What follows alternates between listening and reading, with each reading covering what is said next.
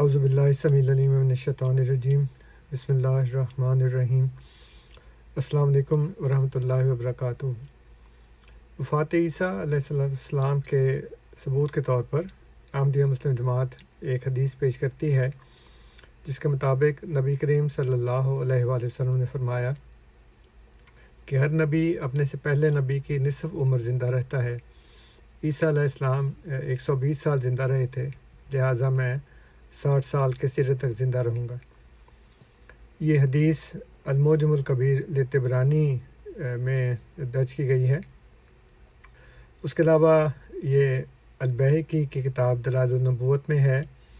اجوبۃ الحافظ ابن حجر العسقلانی اس میں ہے، تاریخ مدینہ دمشق لابن عساکر، محب الدین الطبری المالکی کی کتاب ذخائر العقبہ فی مناقب ذوی القربہ، شمس الدین السخاوی کی کتاب المقاصد الحسنہ، تقی الدین المقریزی کی کتاب امتاع الاسماء، شرح الزرقانی علی مواہب اللدنیہ، امام محمد بن یوسف الصالحی کی کتاب سبل الہدیٰ والرشاد فی سیرت خیر العباد، نواب صدیق حسن خان صاحب کی کتاب حجج الکرامہ اور کنز العمال میں درج ہے۔ اس پر غیر احمدی مخالفین یہ اعتراض کرتے ہیں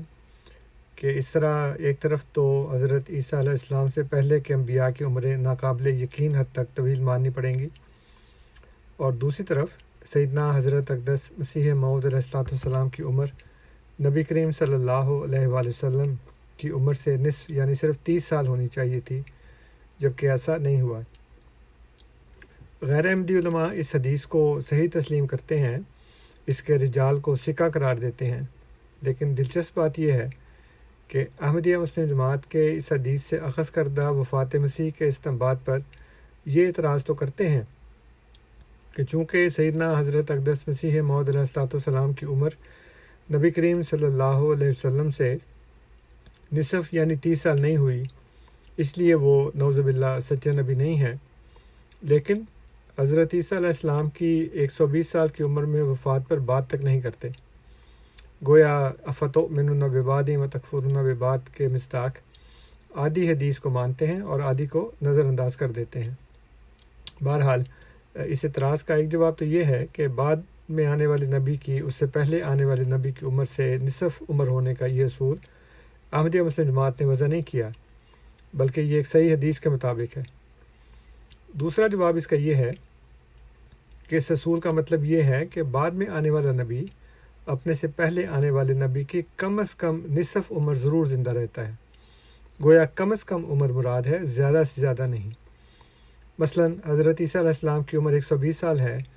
تو ان سے پہلے نبی حضرت یحییٰ علیہ السلام کی عمر 240 سال اور ان سے پہلے نبی حضرت زکریا علیہ السلام کی عمر 480 سال ہونی چاہیے تھی، جبکہ ایسا نہیں ہوا۔ لہٰذا یہاں زیادہ سے زیادہ نہیں بلکہ کم از کم عمر مراد ہے، اور اس کی دلیل یہ ہے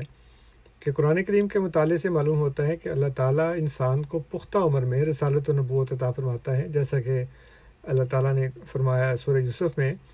کہ وَلَمَّا بَلَغَ أَشُدَّهُ آتَيْنَاهُ حُکْمًا وَعِلْمًا وَكَذَلِكَ نَجْزِي الْمُحْسِنِينَ، اور جب وہ اپنی مضبوطی کی عمر کو پہنچا تو اسے ہم نے حکمت اور علم عطا کیے، اور اسی طرح ہم احسان کرنے والوں کو جزا دیا کرتے ہیں۔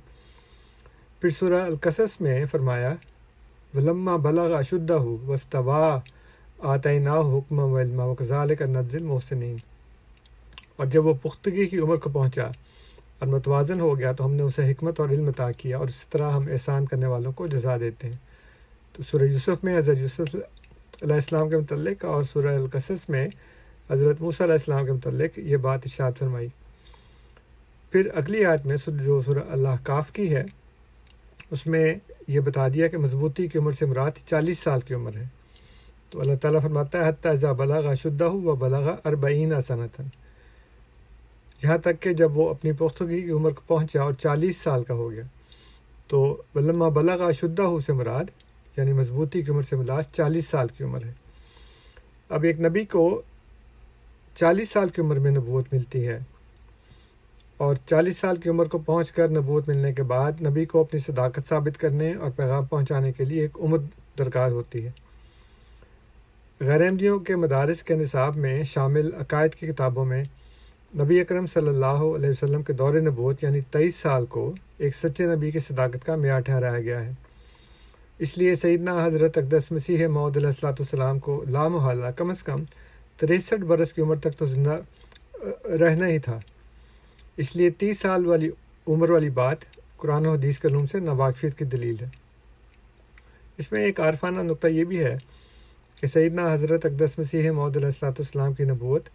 حضرت محمد صلی اللہ علیہ وسلم کی نبوت کا ہی تسلسل ذیل اور عکس ہے اور آپ ہی کی آمد ثانی ہے۔ اس لیے احمد کے لیے محمد صلی اللہ علیہ وسلم سے الگ کوئی معیار کوئی پیمانہ مقرر نہیں کیا جا سکتا، جیسا کہ سیدنا حضرت مسلم موعود رضی اللہ تعالیٰ عنہ فرماتے ہیں کہ شاگرد نے جو پایا استاد کی دولت ہے، احمد کو محمد سے تم کیسے جدا سمجھے۔ السلام علیکم ورحمۃ اللہ وبرکاتہ۔